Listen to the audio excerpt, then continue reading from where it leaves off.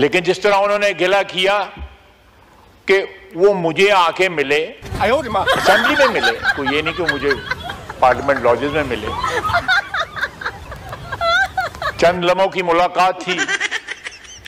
उनकी पार्टी जो है जिस तरह पंजाबियों में कहते हैं उन्होंने पीछे फेंक दी।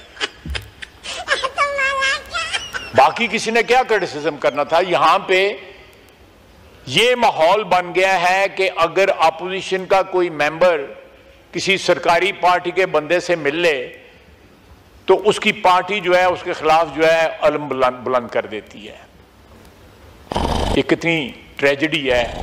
हमारी पार्लियामेंट्री हिस्ट्री की। पीपल्स पार्टी की 90 के दहाई में हुकूमत थी, बड़ी तलखी थी उस जमाने में, इतनी नहीं थी लेकिन तलखी थी। शाम को अच्छा खाना भी खा लेते थे मिलके, कहीं कोसार में और किसी और जगह इकट्ठे मिलके बैठ भी जाते थे, लेकिन टॉलरेंस का लेवल जो है इतना कम हो गया है कि उनका एक मेंबर जो है अगर उसने एक दूसरे अपोजिशन के मेंबर से राब्ता किया तो उनकी पार्टी को इतराज हो गया। ये थोड़ा सा अपने आप को टटोलने की जरूरत है, हमें भी जरूरत है, मैं उस पर इनकार नहीं करता, लेकिन इनको जरा थोड़ा सा जो है माजी के झरोकों में झांकना चाहिए कि इस ऐवान के अंदर 4 साल पीटीआई की जो हुकूमत रही है मेंबरान के साथ क्या हुआ।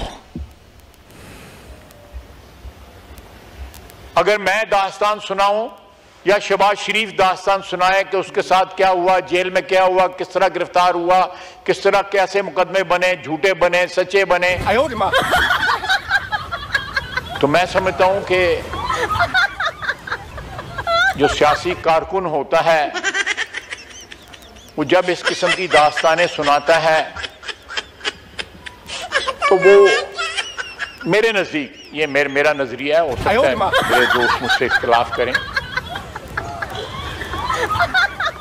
उसकी एक अपना एहतराम, एक अपनी इज्जत होती है, एक तकरीम होती है सियासी कारकुन की,